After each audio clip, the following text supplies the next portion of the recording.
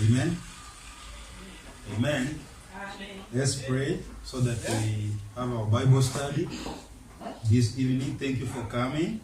Let us believe as I pray. Father, I thank you, Lord, for allowing us, Lord, to be here again for the purpose of studying your word, my Lord. I ask you that, my Father, you shall guide us in all the truth, and the Holy Spirit of God shall also help us, my Father, to see the doctrines that are being taught in Matthew chapter 21, my Father. And at the end of it all, my Lord, we shall go home back blessed according to your will. In Jesus' name we pray and believe. Amen.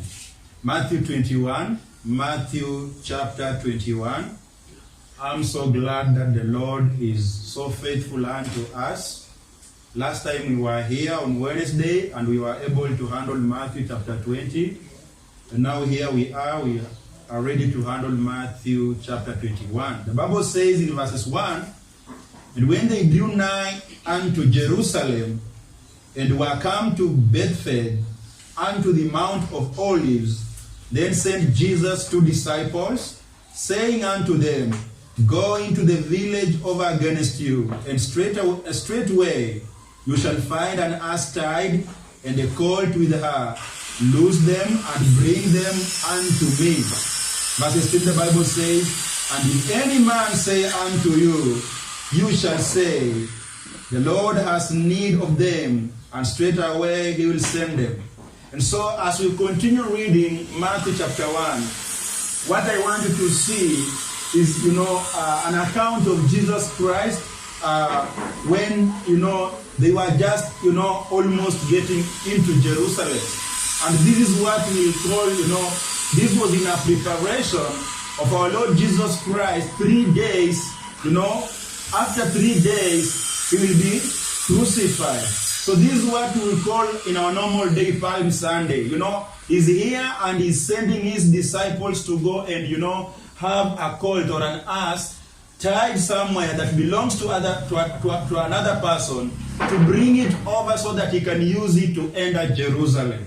And so this is happening, knowing that he's only having 3 days alone, then he shall be crucified, as the Bible has prophesied concerning him. And the Bible says, as he is sending his disciples to go and bring the ass, or to take the colt, he comes to a point and says, if the owner asks, you where you are taking his ass, just let him know or tell him that the Lord demands it. And it's so interesting because Jesus Christ has not seen these, as while they were just passing away, but because he has the power to even foresee things and to see things even, which are limited to us as human beings, he is able to tell his disciples just to go and untie. It is somewhere, it is ready. Amen. And so we can see that our Lord Jesus Christ has got power. He is not limited like we.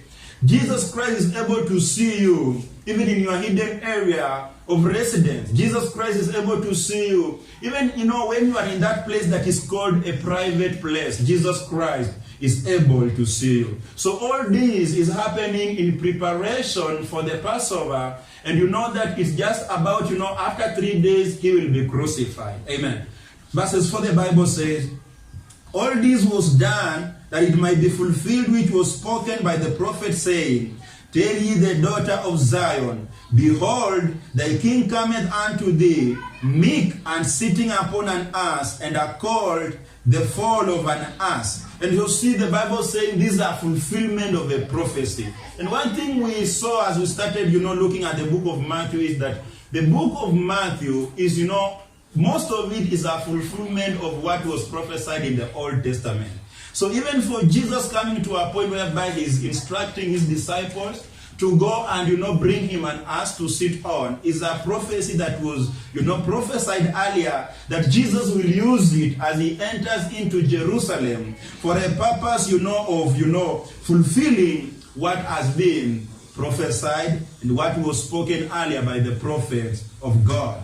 And so the Bible says that this was, as a result of a fulfillment, as a result of a prophecy that was given earlier. The Bible says in verses 5, look at verses 5, the Bible says, Tell ye the daughter of Zion, behold, thy king cometh unto thee, meek and sitting upon an ass, and are called the foal of an ass. Verses 6. And the disciples went and did as Jesus commanded them. Verses 7. And brought the ass and the colt, and put on them their clothes, and they set him thereon.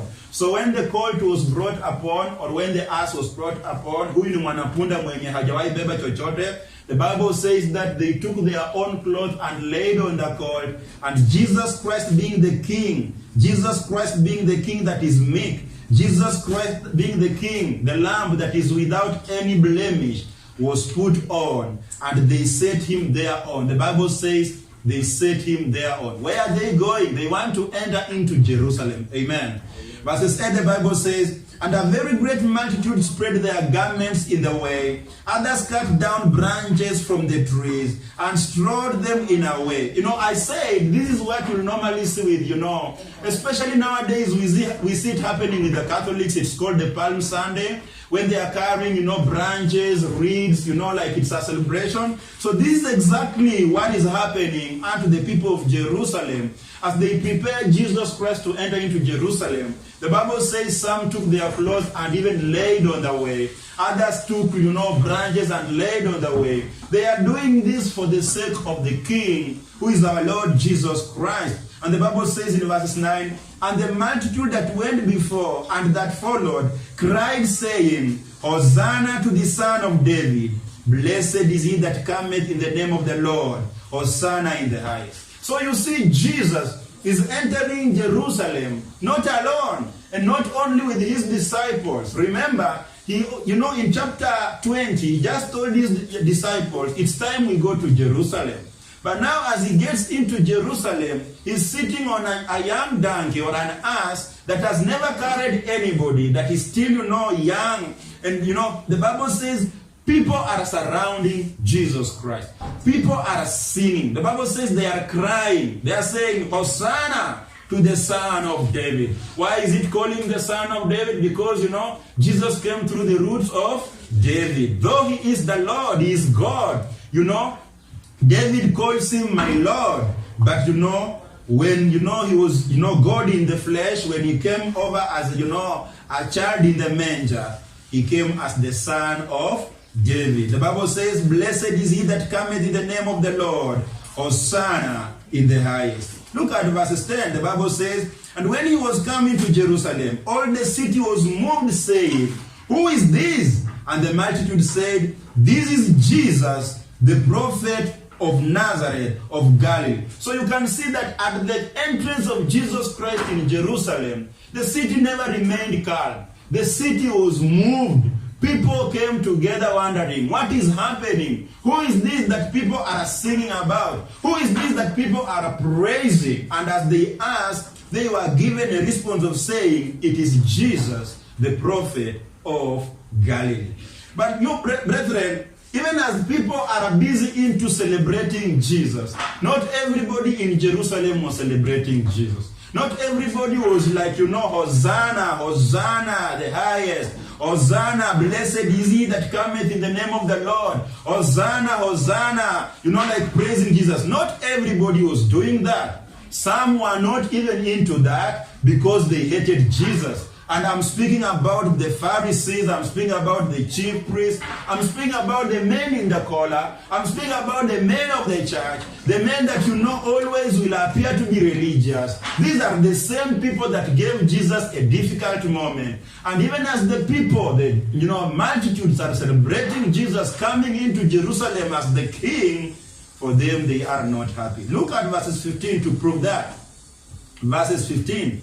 The Bible says in verses 15 of the same chapter, and when the chief priests and the scribes saw the wonderful things that he did, and the children crying in the temple and saying, Hosanna to the Son of David, they were so displeased, meaning they were annoyed. They did not like it. They didn't like see children praising God. They didn't like see children praising Jesus. And they come to a point, verse 16, and said unto him, hearest thou what they say?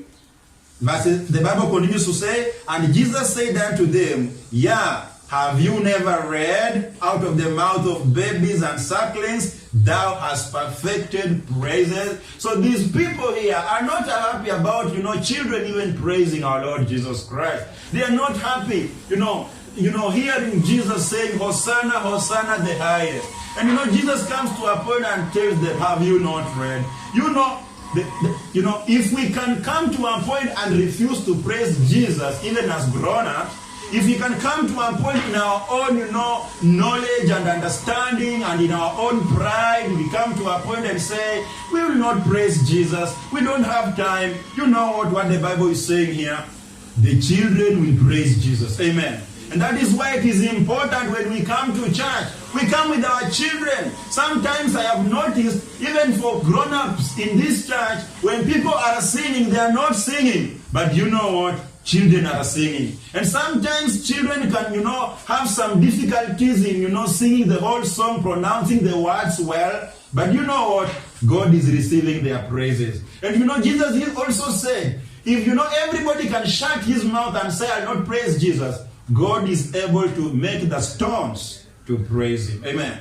So Jesus Christ deserves our praises. We should not be like the Pharisees. We should not be like the chief priests. We should not be like, so religious to an extent that we are so blinded. We cannot notice that this is the Son of God. This is, the Messiah. This is the Savior of the world who came to seek for the Lord. Let's praise him. It is good that when we come in church, it is good wherever you are, you praise the Lord. And these guys are not happy. To an extent, they are telling Jesus, are you seeing what they are doing? Are you seeing what these children are saying? Are you hearing what they are saying? And Jesus is confirming unto them, have you not read? Do you not understand that it was said so? Do you not understand that it was prophesied? Brothers and sisters, I'm also asking the same question. Have you not read? People are in church, but they are not reading the Bible. It is so wrong, brothers and sisters, if you can come to a point whereby you want Pastor Paul to spoon food you the word of God. And it is my work, yes, but you don't have to misuse me. It's good for you to read. Sometimes you are out there for soul winning. Sometimes you are there trying to show somebody the scriptures. If you read and read and read the word of God, you will not have, difficulties. But I came to notice that with people that here go, here come, they always want Pastor Paul to spoon feed them. Oh, Pastor Paul, which scripture says that Jesus did not baptize? Send me the scripture. Okay, I send today. Next year, the same person comes up. Pastor Paul, which scripture says that, Shadrach, Meshach, and Abednego are thrown into the furnace of fire? Imagine, brother, sister, if you cannot even recall where that scripture is found, it means that you are not reading the Bible, and you don't want to be like these men that, appear so religious. In church, they are present, they are carrying the Bible, going to church, they are there on time and all that, but after they get out of the church, they never read the Bible for themselves, and therefore everything is to be spoon-fed. Jesus is asking these guys, have you not read? Because if you had read, you should have not asked me whether I am seeing what the children are doing or whether I'm hearing, because you should have just understood it is done what? It is written. Amen. So brothers and sisters, the question is, why is even Jesus, going into Jerusalem and people are celebrating him? People might think that Jesus was just going there so that he can be celebrated and, be glorified as a king and all that. But this is not the reason. Number one, it was a fulfillment of the prophecy that was given. But number two, as I said earlier, remember, Jesus is going as a lamb to be prepared for crucifixion. He's going knowing that after 3 days I'll be on the cross. So look here, he's entering Jerusalem in a ceremonious way, in a triumphal way, but at the end of it, all he knows in his heart, after 3 days I'm gonna be killed. After 3 days I'm gonna be crucified. I want you to go back to Matthew 20, the chapter that we just concluded recently, and see Jesus telling his disciples of the same. Because that is the whole point of them going to Jerusalem. Amen. He was not just going there so that people can now notice that the king has come. Of course, he's the king, but he was not to be, like, I'm just going so that I can be praised, so that people can, sing songs and all that. That was not the whole point of him going to Jerusalem. He went to Jerusalem with a reason. Matthew 20:17. Matthew 20:17. The Bible says, and Jesus, going up to Jerusalem, took the 12 disciples apart in the way, and said unto them, behold, we go up to Jerusalem, and the Son of Man shall be betrayed unto the chief priests and unto the scribes, and they shall condemn him to what? To death. Verses 9, the Bible says, and shall deliver him to the Gentiles to mock and to scourge and to crucify him. And the third day he shall rise again. So that is the reason why Jesus Christ is going to Jerusalem. So even as people are busy celebrating Hosanna, Hosanna, Hosanna, Hosanna, Jesus understands, and his disciples also understand, because he kept on reminding them that one day I'll go to Jerusalem and I'll be killed. And this now was the time he was going there to be killed, for the scriptures to be fulfilled. For the disciples and Jesus, they knew that the disciples knew that our master is going to be killed soon. And Jesus knew that I'm going to be killed soon, because it was prophesied. That is why I came. I came to seek with that which was lost, and to give my pure life for the sake of the sinners. Amen. And so I want you to look at Matthew chapter 26 verses 1, because one thing I want you to understand is that Jesus Christ, being God, he is also the Lamb. Because remember, he is going to be crucified. Why?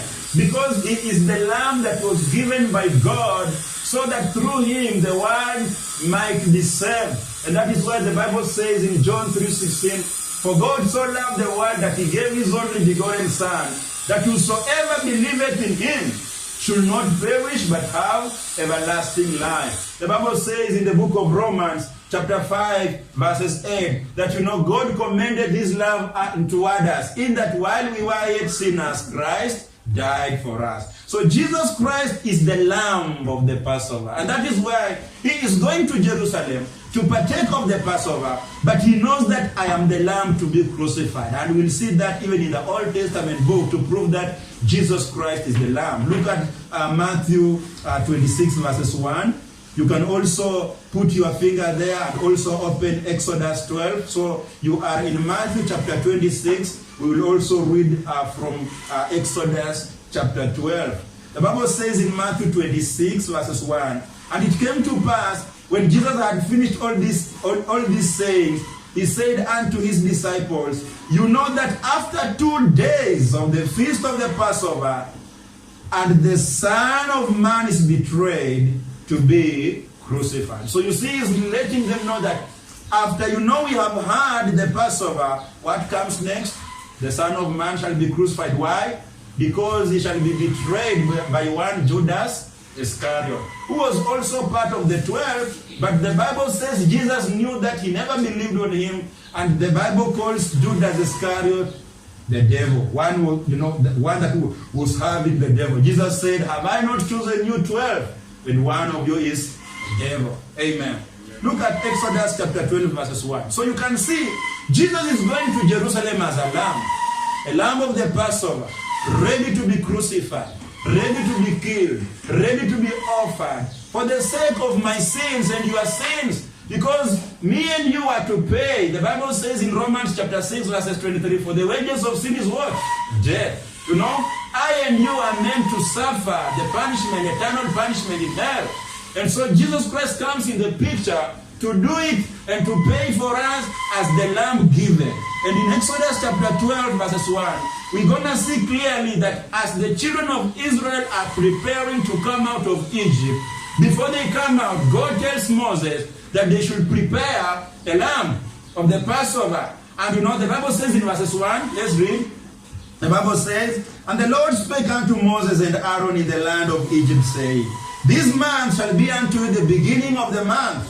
It shall be the first month of the year to you. Speak ye unto all the congregation of Israel, saying, in the 10th day of this month they shall take to them every man a lamb according to the house of their fathers, a lamb for an house. As we continue, let me explain something. So this is Moses is going to see to deliver the children of Israel. Now, he is in Egypt.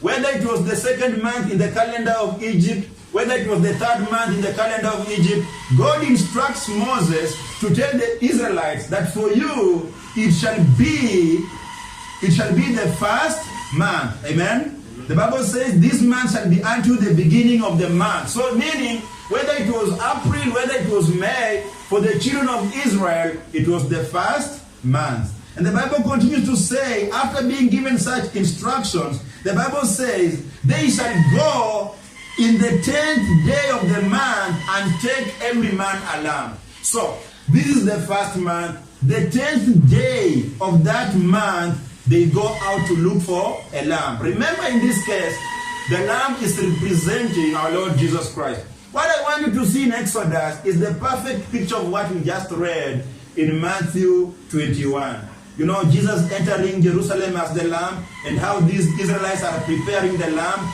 Exactly, you will see that, you know, it is a prophecy of Jesus Christ dying on the cross in Jerusalem. Let's continue reading. The Bible says, and if the household be too little for the lamb, let him and his neighbor next unto his neighbor take it according to the number of the souls. Every man according to his eating shall make you account for the lamb. Look at verses 5. Your lamb shall be without blemish, a male of the first year. You shall take it out from the sheep or from the goat. So the lamb that is going to be, you know, sacrificed by the Israelites is a lamb that is without blemish. That means it's pure.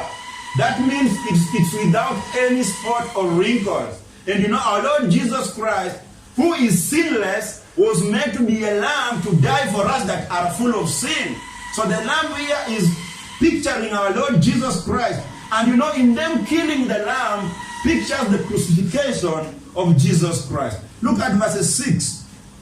Verse 6, the Bible says, and you shall keep it until the 14th day of the same month. Now, keep in mind, this is the 10th day. They have gone to look for the lamb, which is, without blemish, a male of the first year, the 10th day. And you know, having the lamb for the, beginning of the 10th day, they are not just killing it on the very 10th day. God is requiring them to keep the lamb until the 14th day. So now we have the 10th day, then we have 11th day, 12th, then 13th. Those are 3 days. Amen? Now if you remember Jesus going to Jerusalem, he was to be there for 3 days. Then the 4th day, he shall be crucified. Amen?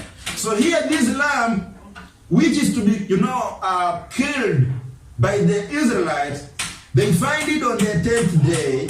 God instructs them to keep it until the 14th day, which means they shall kill it. They shall slaughter it on the 14th day. So from the 10th day to 14th day, that means we have 3 days. Then on the 4th day, the lamb is done what? Is killed. Exactly with what happened with our Lord Jesus Christ. He is in Jerusalem. He is counting days. He knows that this is the first day, second day, third day. After the third day, the 4th day, I will be done what?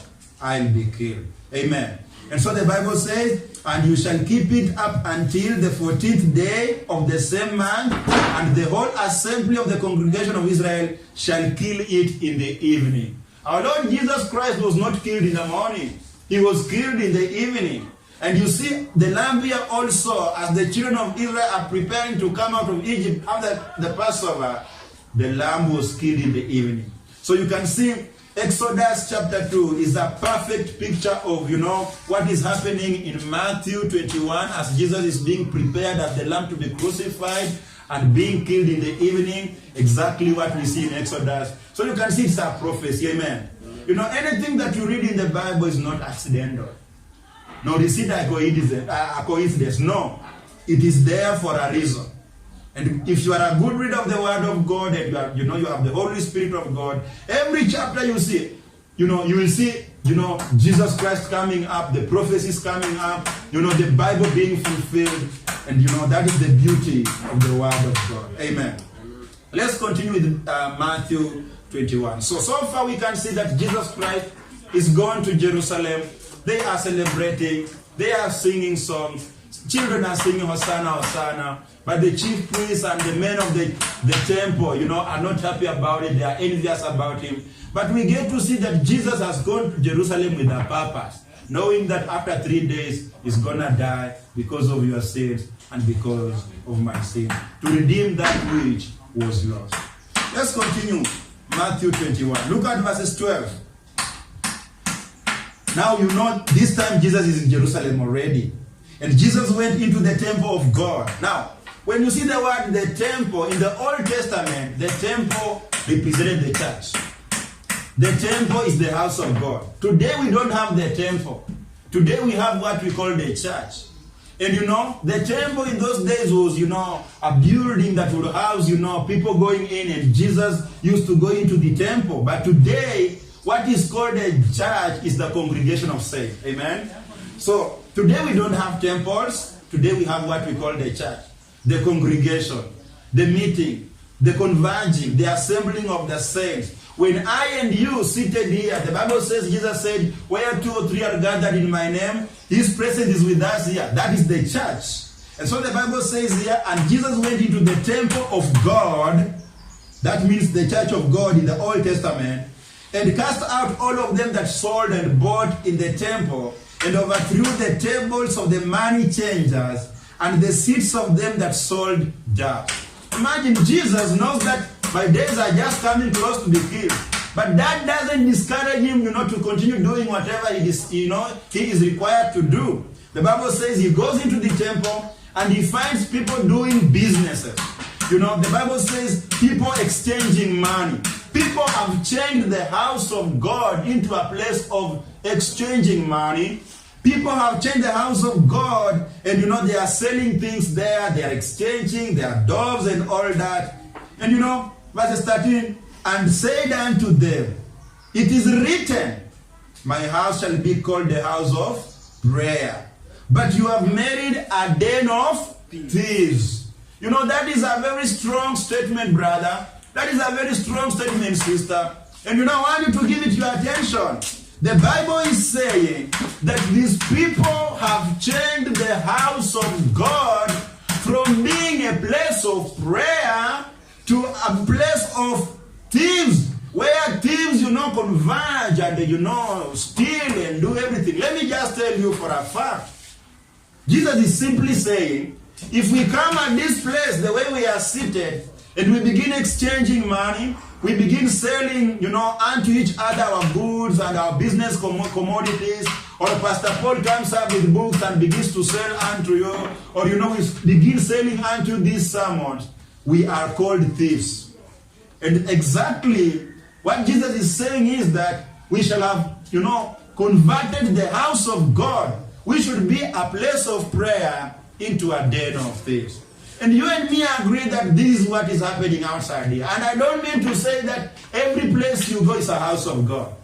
The Bible says others are the synagogues of the devil. Others are, if we used to have the synagogues of the devil, even today we have the churches of the devil. They also have the name of Jesus. They also do things in the name of Jesus. The Bible says, devil, Satan, he's transformed himself into an angel of light. Even so, his ministers shall be transformed, are transformed as ministers of light.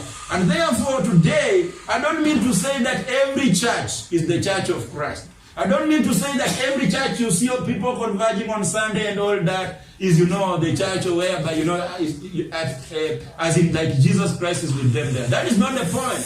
But I'm saying, we have the churches of God, which are true churches, but people are deep into businesses. People are selling books. People are selling, people are exchanging money. We are out there with, soul winners. preaching the gospel, bring people in church. Then another guy just comes with his businesses, begins to tell people in church, I am selling here mandazi, I'm selling here clothes. Please, after the service, buy them from me. That is a thief. Because if you want people to come and buy your own things, create your own platform. Amen? Create your own platform at the marketplace and let people come buy your things at the marketplace. Instead of you waiting for the pastor to pray and God for soul winning together with the church saints and bring people in church, and you come ready knowing that there's a ready market in that church. That is very wrong. Today pastors are deep into businesses. They have opened canteens in the churches. You know what? Because they know that if I have 100 people and these people are coming with their children, definitely the children will feel hungry. So let me open a canteen here, sell some, tea and mandazis. At the end of the service, I'll be going home, pocketing like 10K, 5K and all that. You see them preaching on TV every time. What are they doing? They are just using the name of God to make money. They're always reminding you, please call this number. M-Pesa number is, is just scrolling here, down here. Using the name of Jesus Christ to make profit. Using the name of Jesus Christ to make money. And it's something that is also happening even with the so-called gospel musicians or gospel industry. They are just using the name of God to enrich themselves. They are making, using the name of God to live in good houses. They are using the name of God to, the name of Jesus Christ to build good houses, to drive good cars, to live a luxurious life, putting on well, and people will call that the glory of God. That is not the glory of God. The Bible says these are thieves. Amen. We are not here to make money. I believe that the reason why you are seated here is to hear the word of God. But if you have come here so that you can find clients, so that you can find customers, so that you can find a ready market, understand this. Jesus is saying you are a thief. And you are making the house of God to be a den of thieves. You know what is a den? It's like a den of lions. You don't find there only one lion. You find several lions. So when Jesus is saying a den of thieves, there are more than two thieves doing the business. They have changed the reason, of God's house into a merchandise, making people, making profit out of people. And pastors also can sell things unto you. You do not accept that. And you also don't come with your things in the church. This is a place of prayer. And anybody can come here to pray, and anybody can come here to hear the word of God, but not for the reason of making money and making profit and, for your own, selfish interest. I want you to go to Isaiah 56. Isaiah 56, so that you can see what Jesus is trying to say when he says the house of God is a house of prayer. It is not discriminating anyone. Provided you are a believer and you believe in the Lord Jesus Christ, anyone can come here for prayer, but not for businesses. And as you open Isaiah 56:7, let me continue reading Matthew 21. The Bible said, and said unto them, it is written, my house shall be called the house of prayer, but you have made it a den of thieves. And the blind and the lame came to him in the temple, and he healed them. So I want you to see Jesus. Imagine if Jesus was here today physically in the body, and he gets into a church and he begins beating up people, overturning tables, pouring money down. People will come and ask Jesus, are you even saved? Because saved people are always known to be very soft and calm. They don't quarrel. They don't complain. Everything is just amen. I am saved. I cannot do anything. No. Look here. We are being given a serious picture of our Messiah, Lord Jesus Christ, who is deep into beating people, overturning tables, telling them that this is not a den of thieves. This should be a place of prayer. But yet today, when you see the picture of Jesus, the so-called Catholic Jesus, is a very soft guy. Very smiling and two fingers here. That is just a homo. That is not our Lord Jesus Christ. And if you have that photo on your wall in your house, my friend, you are deep into idolatry. You are worshiping a false God. You are worshiping a false Jesus. Have you not read That God says we should not even draw him. We should not, form anything, be it in a form of a bird or whatever, in the name of God, or, signifying that this is God. But yet today, people's cars are having the pictures of the so-called Jesus. Their houses are having the so-called Jesus. It is not Jesus. It is a homo who is called Jesus, and that is not Jesus. Because you know what? The society today and the world today have always brought up Jesus as a very soft guy. He cannot even slap you. He cannot even, try to rebuke you. But yet what are we seeing here? The Son of God. And he's so serious on this. And the Bible says after he did that, after putting down the businesses of guys and throwing them out and, beating them up, because this is the second incident. The first incident again, he did the same thing, but now the first one, he prepared a scourge. He took wisdom to prepare. This time he said, I must beat people. Think about Jesus. Is it the Jesus people are preaching outside here?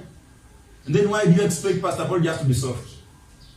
Oh, Pastor, I don't believe you are saved. Pastor, if you can tell me what you have just told me and rebuked me harshly, you are not saved. You don't have love. Jesus was having love here by hitting them hard and letting them know that, you guys are thieves. Today, call anyone a thief. Just try to stand here behind this podium and call, you are a thief. Pastor, you are not saved. Pastor, you are not saved. Why are you judging me? Do not judge. And those funny, stupid stories.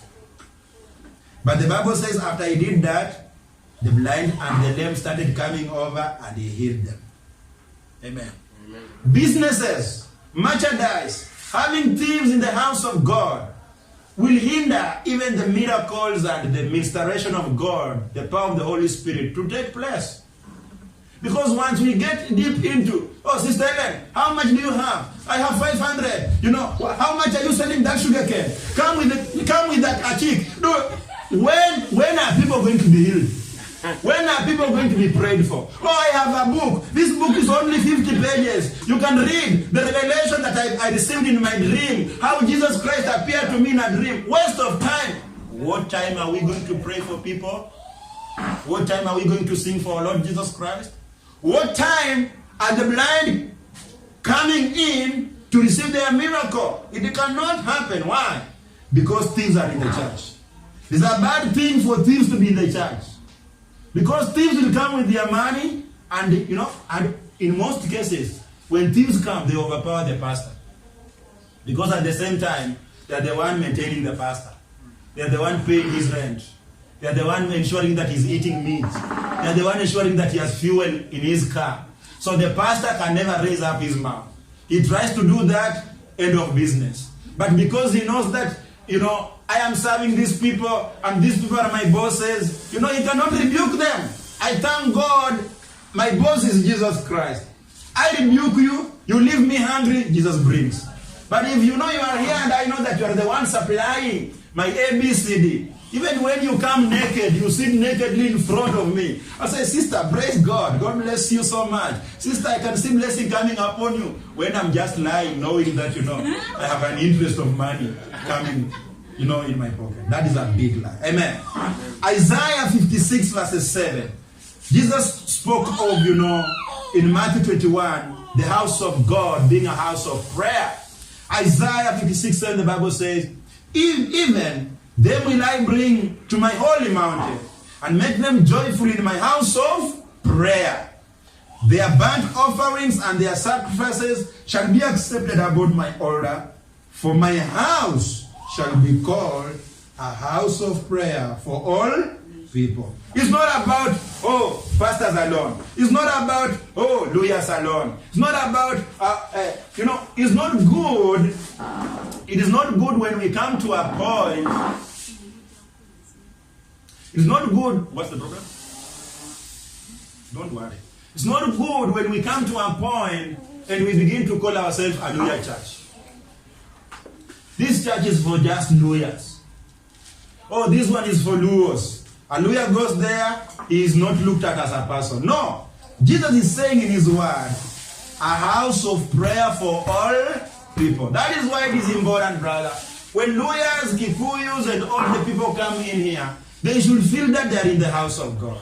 They should pray. They should feel that they are, in the presence of God. Not feeling that, I am amongst the Kikuyus. I am amongst the Kambas. I am, let us dance the Kamba style. Let us dance the Kikuyu style. That is not the case. When we come in the house of God, tribes don't matter. When we come in the house of God, I don't care whether you are a Bukusu, I don't care. I don't care whether you are a Kikuyu, I don't care. What I know is that you are a saint. You are a brethren, purchased by the precious blood of our Lord Jesus Christ. Amen. Let's continue with Matthew 21. Look at verses 15. I'm going very quickly because, it's a long chapter. Verses 15, the Bible says, and when the chief priests and scribes saw the wonderful things that he did, and the children crying in the temple and saying, Hosanna to the Son of David, they were so displeased and said unto him, Hearest thou what they say? And Jesus said unto them, Yeah, have you never read? Out of the mouth of the babies and suckling thou hast perfected praise. And he left them and went out of the city into Bethany, and he lodged there. Let's continue reading. Look at verses 18. The Bible says, now in the morning. So he went to, the Bible says he went into, the city of Bethany where he went to sleep. Amen? And now in the morning, look at verses 18. The Bible says, as he returned into the city, he hungered. That means he felt hungry. Jesus was having a human body. Sometimes we feel hungry, not sometimes, most of the times. Like now I'm feeling hungry. When we get back in our house, I'll tell my wife, will you please cook something very quickly? Do we have some tea there so that I can take as I wait for the white cake, ugali? Why? Because this body eats. It is not built by stones. It's built by ugali, omena, nyama, and so on and so on. So the Bible says Jesus felt an hunger. Verse 19, and when he saw a fig tree in the way, he came to it and found nothing thereon, but leaves only, and said unto it, let no fruit grow on thee henceforth forever. And presently the fig tree withered away. Verses 20, and when the disciples saw it, they marveled, saying, how soon is the fig tree withered away? Verses 21, Jesus answered and said unto them, verily I say unto you, if you have faith and doubt not, you shall not only do this which is done to the fig tree, but also if you shall say unto this mountain, be thou removed, and be thou cast into the sea, it shall be done. Verses 22, the Bible says, and all things whatsoever you shall ask in prayer, believing, you shall receive. Now, Jesus is feeling hungry.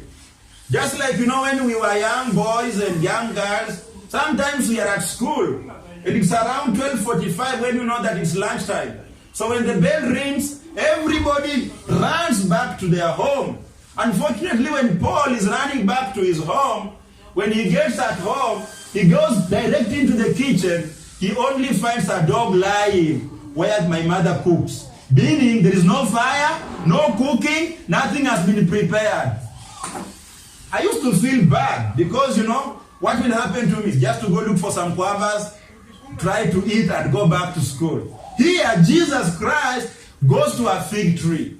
He's feeling hungry. Seriously, literally speaking, he's feeling hungry. And he expects that as I go to that fig tree and find some fruits, I need to eat some fruit so that I feel, well. But unfortunately, the Bible says, as he approached the tree, this tree was looking nice. It was having good leaves. Have you ever gone towards a tree hoping that you'll find a fruit, only to look at the tree and see that there is nothing like a fruit? But the tree is doing well, having, good leaves and all that. And Jesus did not understand that, maybe it's not the season and all that. The Bible says, Jesus cursed the tree. Jesus cursed the tree, and he said unto the tree, let no fruit grow unto thee henceforward forever. And the tree withered away. You know what, brothers and sisters? I don't want you to look at the fig tree. I want you to look at yourself as the fig tree. Because the life of a Christian is compared unto a fig tree. You are either producing fruits or you are without fruits. And now out of this, you understand one thing. If you have no fruits, will you continue growing? You will not continue growing. You will wither. And that is why today, you know what? We have more so-called Christians in churches, but they are withered. You know, to be a Christian that will, you know, excel and continue, you know, growing and growing according to the will of God is until you produce a fruit. Until you produce a fruit of your own kind. What am I saying? You make sure you are out there also producing another sheep. You go out there and do what we call soul winning. But you know, this habit of just coming into the house of God after you get saved and you begin just sitting on the chair, here come January to December, you never give, you know, birth to any fruit. You are one person Jesus looks at and says, you shall never give any fruit. That means you will wither. And you know, I want you to go to John 15 so that you understand even more about, you know, the issue of bearing fruit. Because, you know, if you go to a church that does not bear fruit, that church is dead. That church is withering. That church is not growing. And you know, that church is having people that are not bearing fruit. These are fig trees that are without fruit. Even when Jesus Christ requires that he gets a fruit out of it and eat, then he notices that there is nothing. I will continue being hungry. You know what? Out of that, you might wither. And so it's good for you to make sure that as a Christian, don't just be a Christian of sitting in the church. You know, bear fruit where you stay, man. It's not a must that Pastor Paul should call you over so that you go to, you know, and bear fruit. You know, when you go to the west, we have vineyards on the west. East, we have vineyards. North, vineyards. South, vineyards. It is up to you to know, to stop standing idle and begin to work for God in the vineyard and wait for him to reward you. Amen. But this habit of people, and you know, I speak knowing that this is not a perfect church. I would wish that in this church everybody goes out there and bears fruit. But unfortunately, you know what? It is not my work to come in your house and force things into your stomach. I cannot come into your house and force you to read the Bible. But mine is just to remind you. And that is why I keep on reminding guys in this church, you know what? You need to bear fruit. Without that, you shall wither soon. You shall just remain a Christian by name. But looking at a fruit, nothing, and that is now when you continue withering and withering and withering. Look at John 15:1. The Bible says, John 15:1, the Bible says, I am the true vine, and my Father is the husbandman. So you see, number one, who is the vine? Jesus Christ, amen? And the Father, who is God the Father, is the one taking care of that vine. Is the one ensuring that it is well fed, it's having manure, it's pruned and all that. Verses 2, the Bible says, every branch in me that beareth not fruit, he taketh away, and every branch that beareth fruit, he purgeth it, that it may bring more fruit. Look here, this is not about losing your salvation. No, this is about, are you having fruits? God the Father will prune you so that you continue giving more fruits. Are you not having fruits? God the Father will remove you. You will wither. You will say, you know, you are not helping me anything. I am just giving you manure, trying to dress you, trying to make sure that you have water, but you are not bearing any fruit. The Bible says he removes you. Why is he removing you? Because he understands you are not useful. You are just a Christian that is not useful into his business. You know, you are just standing at the marketplace idle. You are there saying, nobody has sent me. Even when you are being sent. Nobody has sent me. Oh, we are just here beating stories. Time comes when God the Father notices that this fruit, this branch here is wasting my resources. He removes. But you know, if God notices that you are a branch that is producing fruit, every week you have 3 people gotten saved. Every week you have 2 people gotten saved. Every week you are doing something to add, you know, value unto the work and kingdom of God. the Bible says, you are pruned even more so that you give more fruits. Amen. Amen. Verses 3, the Bible says, now you are clean through the word which I have spoken unto you. Abide in me, and I in you. As the branch cannot bear fruit of itself, except it abide in the vine, no more can ye except you abide in me. What is Jesus saying? Jesus is saying, you will not come to a point and say, I will give fruits without the vine. How can a branch come to a point and say, okay, I will give fruits even without the being attached to the vine? How can, let's assume this is the fig tree. How can this branch, if I was able, I would have broken it.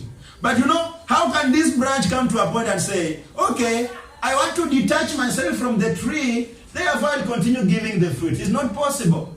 So Jesus is saying, if you want to continue giving fruits, abide in him. Brothers and sisters, people are not abiding in Jesus today. Yes, they are Christians, but they are not abiding in Jesus Christ today. You know, a guy says, I'll continue serving God while outside the church. How will you do it? You are not abiding in Jesus Christ. Because here we have Jesus Christ. He wants us to come. And you know what? The Bible says that it is out of us hearing his word. His word makes us to abide in him forever. And it is that word that encourages you and me to go out and do something in the vineyard and produce what? Fruits. Amen? But what if you don't abide in him? Jesus is saying you cannot bear any fruit. Forsaking fellowship, forsaking church, forsaking the word of God will make you never to bear any fruit in your life.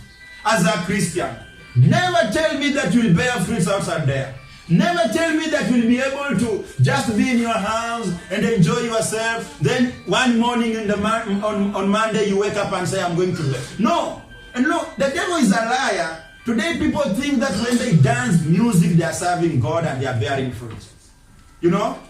People think that when they compose a song and they dance well and they have more views on YouTube and you know they are coming from one level to another, they say, you know what? I have served God. How have you served God? Which fruit? And unfortunately today people are looking for followers. People are looking for fans instead of making disciples.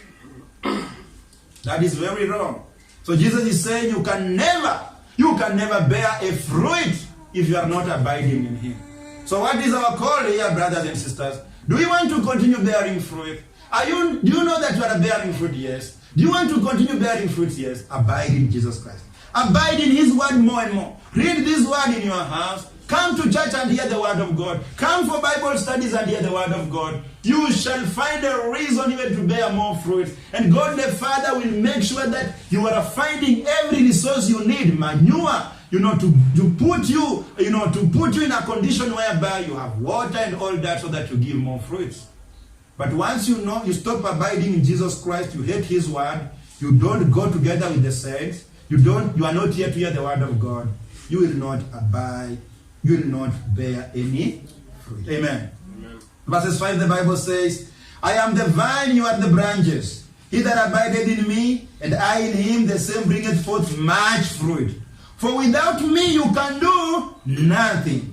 If a man abide not in me, he is cast forth as a branch. Did you see that? If you don't abide in him, you are cast forth. You wither as a branch because now you've become useless. You are not adding any profit unto the kingdom of God. God stops concentrating on you like, let me give you manure, let me do everything unto you. You stop. He stops. He focuses on them that are doing it, on them that are bearing fruit. Because God is also out here to make profits. It's not the will of God for you to just get saved and say, I am saved and that is the end of life. No. You are saved, yes. Will you please also abide in Jesus, hear his word and go bear fruits? The Bible continues to say, he is cast forth as a branch and is withered, and men gather them and cast them into the fire, and they are burned. Verse 7, if you abide in me, and my words abide in you, you shall ask what you will, and it shall be done unto you. Herein is my Father glorified, that you bear much fruit, so shall ye be my disciples. You bear much fruit, you are the disciple of Jesus Christ. What if you are not bearing any fruit? Will you say you are a disciple? You are not a disciple. Yes, you are saved, but you are not a disciple. Now, I want you to keep note of, if you ask anything, if you abide in Jesus Christ, the Bible says, if you ask anything, it shall be done unto you. Going back to Matthew 21, it was the same case. He says, and all things whatsoever you shall ask in prayer, believing, you shall do what? You shall receive. Hey, if you abide in Jesus, you can pray for the sick and the sick get healed.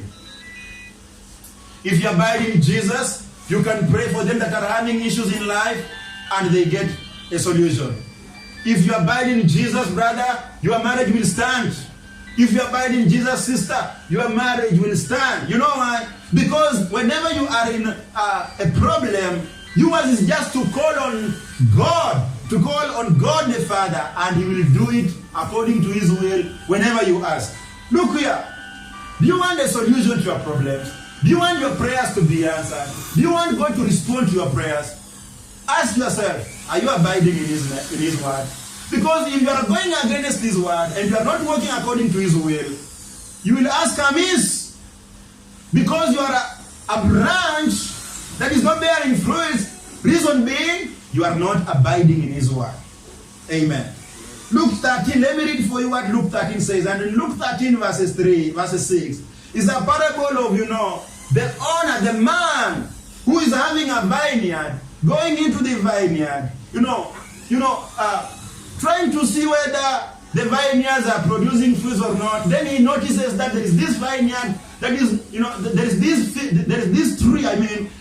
tree that is not producing any fruit. What does he do? The Bible says in Luke 13:6, he spake also this parable. A certain man had a fig tree planted in his vineyard, and he came and sought fruit thereon. So this is a man who is having a fig tree in his vineyard. Amen? So he comes to see whether he can find a fruit to eat. And found none, the Bible says. Then said he unto the dresser of his vineyard, Behold, these 3 years I come seeking fruit on this fig tree, and I find none. Cut it down. Why cumbereth it? Why cumbereth it the ground? You see, this is a parable. It's like, I being here as a pastor, and Jesus Christ is the owner of the vineyard. Then, he knowing that you are, the fig tree, he comes every year to check whether you have a fruit. He notices that there is no fruit in you. He comes again the second year, no fruit. The third year, no fruit. Then he goes and asks the person that is dressing the fig tree. The person that is always making sure that there is manure, there is water, it has been pruned and all that. Then he tells the dresser, you know what? Cut this tree down.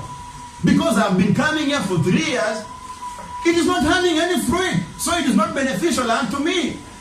But look at what the dresser responded to this man. Verses 8.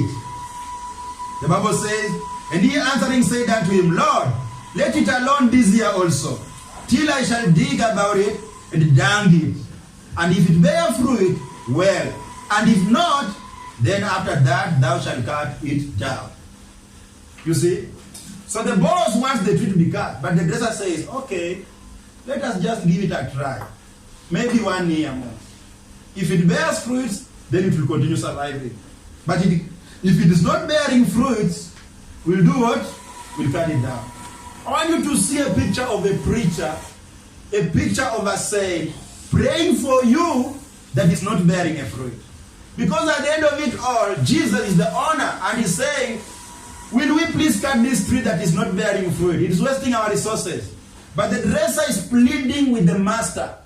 Let us give it a try. And that is why, brothers and sisters, every Sunday, every Wednesday, every Friday, we are here and Pastor Paul keeps on reminding you, before you are cut down, before you are disregarded as a branch that bears no fruit, will you please do something?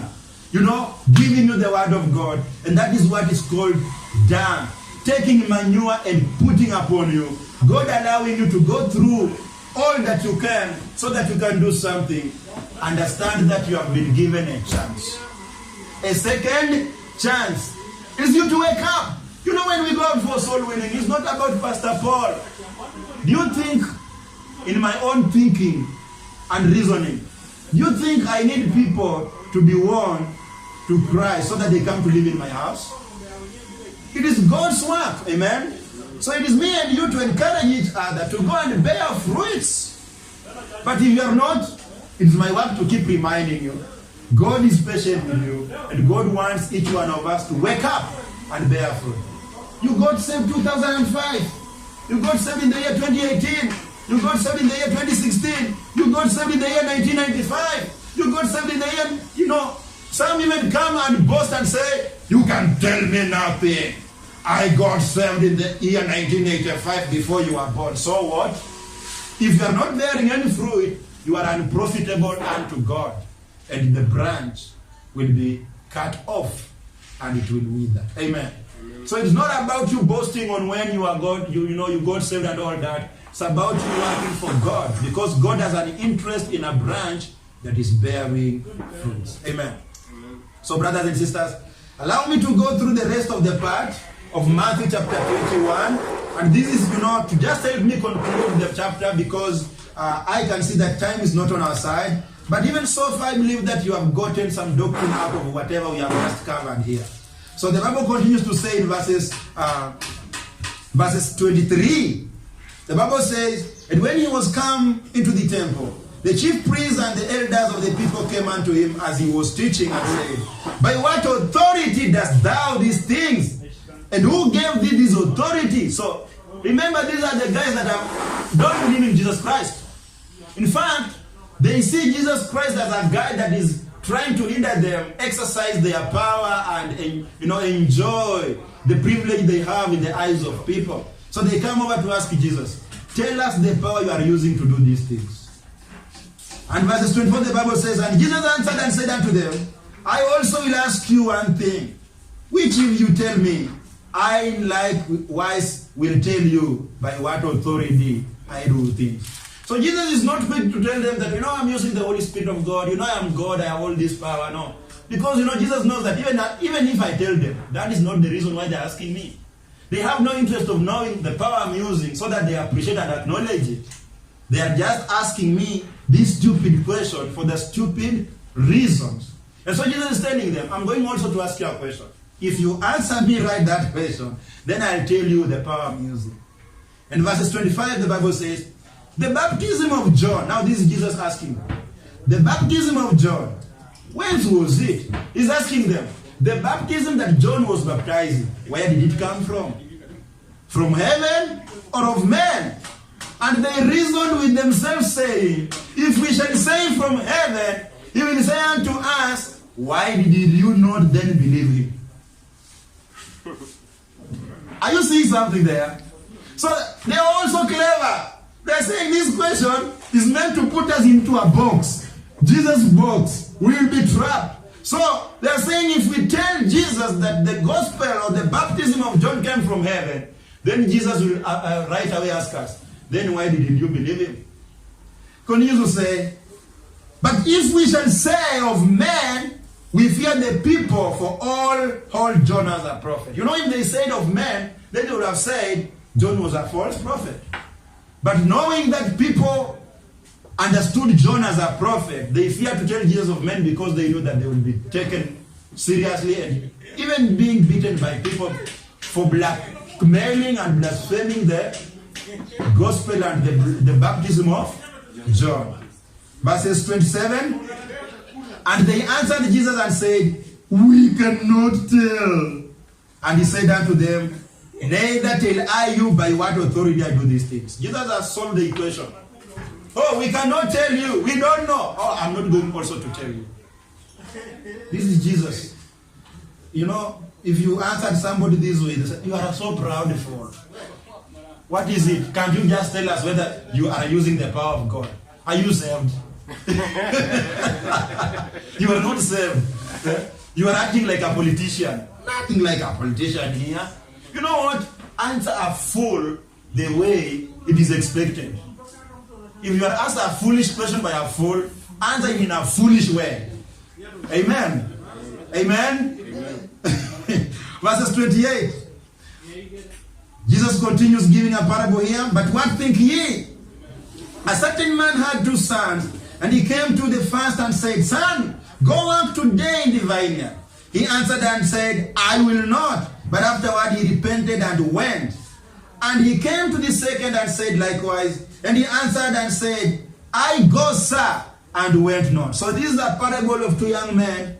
It's like the father is sending them. You know, my son, I want to send you. Will you please go at a given place and do ABCD? Then he says, I'm not going. But the Bible says he repents. What is to repent? To repent is not to cry. Like, you know, shedding tears. Ooh, I am repenting. No. To repent is to change your mind. This young man here, in the first place, he had refused. But now he changes his mind. He says, no, let me do what my father has said. That is the meaning of the word repent. Amen? Amen. And you know, there is this second young man that, you know, said, I will go. But he did not go. And he came, and the Bible says in verse 31, whether of them 2 did the will of his father? Jesus is asking them. Between the two, who did the will of the father? The one that refused and later went, or the one that said, I am going and never went? They say unto him, the first. Jesus said unto them, verily I say unto you, that the publicans and the harlots go into the kingdom of God before you. Verse 32, for John came unto you in the way of righteousness, and you believed him not. But the publicans and the harlots believed him. And ye, when you had seen it, repented not afterward, that you might believe it. So you know what he's telling the Jews, he's telling the Pharisees, he's telling these people, you know what? You are like the second son, who said, I am going, and you never went. But you know what? The publicans, whom by all means, everybody will just have known that even when they are sent, they will not go. They refused. But you know what? They repented. And you know, it's all about the gospel of John. Because John came preaching, they did not believe in the gospel that he was preaching. But them that were known to be stiff-necked and never to believe the gospel, them that were looked at as, you know, dirty, unpleasant, unholy, not called of God, the harlots, the publicans, are they that believed the gospel.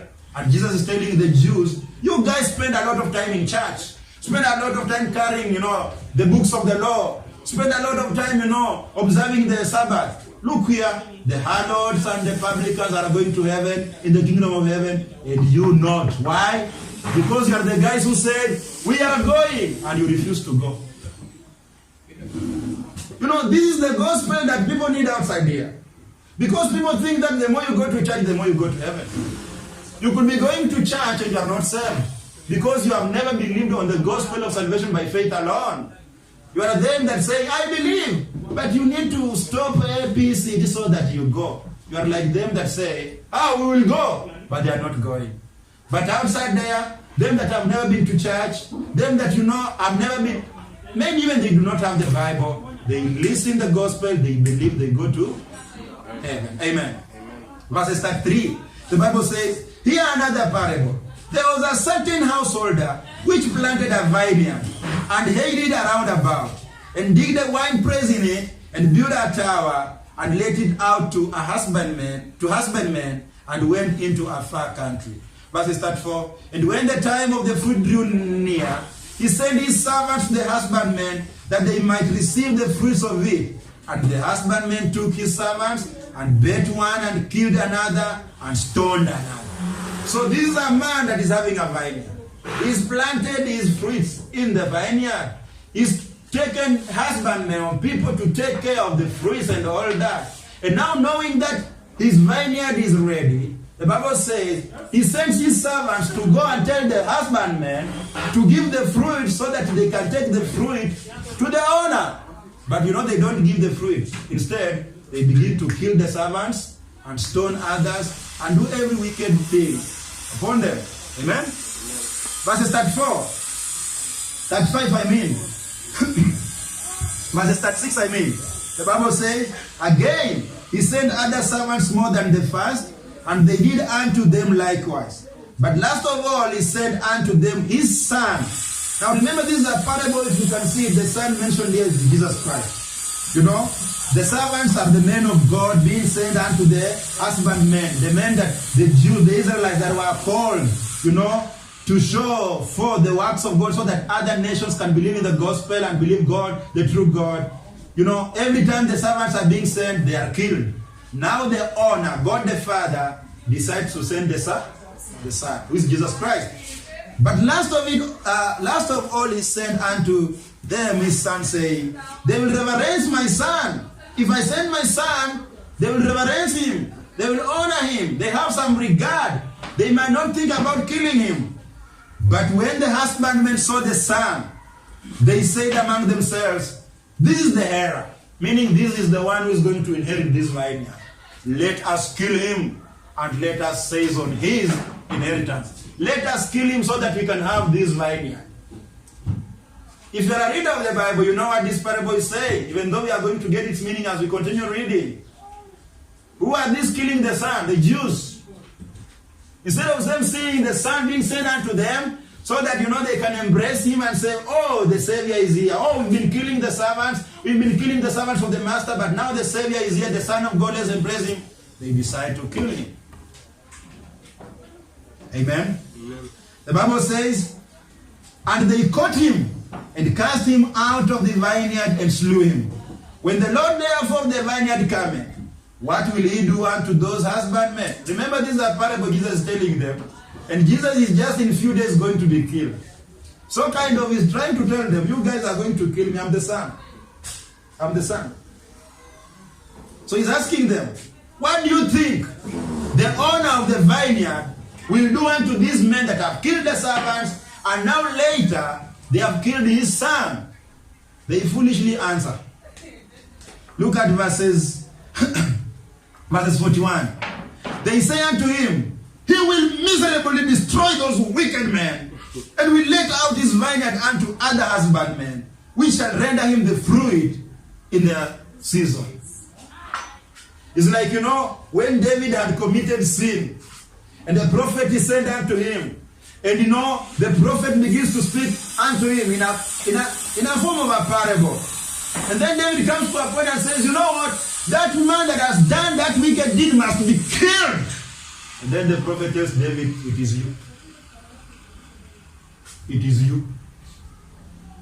So these guys here are telling our Lord Jesus Christ, those people are very bad. They have to be destroyed miserably. Not just destroyed. They have to be destroyed miserably. Meaning without mercy. And then the vineyard should be taken and given unto the faithful husbandmen. They don't know that they are just killing themselves. They are just judging themselves. Verses 42. Jesus said unto them, did you never read in the scripture, the stone which the builders rejected, the same is become the head of the corner? So the problem of these people, they never read. Because every time Jesus is talking unto them is about, did you never read? Have you never had an opportunity of reading? There is a problem when you don't read. Because you will act foolishly. So Jesus is telling them, did you never read in the scripture, the stone which the builders rejected, the same is become the head of the corner? This is the Lord's doing, and it is marvelous in our eyes. Therefore say I unto you. Look at, Jesus is just right away pointing his finger into their eye. Therefore I say unto you, the kingdom of God shall be taken from you and given to a nation bringing forth fruits thereof. And whosoever shall fall on this stone, meaning Jesus Christ, shall be broken. But on whosoever it shall fall, it will grind him to powder. And when the chief priests and the Pharisees had heard his parable, they perceived that he spake of them. Of course, it is easy to know that this man is speaking about us. We are the wicked husbandmen. Or we are the one who killed the servants of God. God sent us the prophets, we killed them. God sent us his men to come and preach unto us. We hated them. We killed them. And even tomorrow, very soon, we are going to kill this Son of God. But when they sought to lay, look here, after they perceived that Jesus is speaking about them, you know what they said? They did. But when they sought to lay hands on him, of course they could not just understand that Jesus is speaking about them and then relax. No. They get furious. They begin looking where the stone is.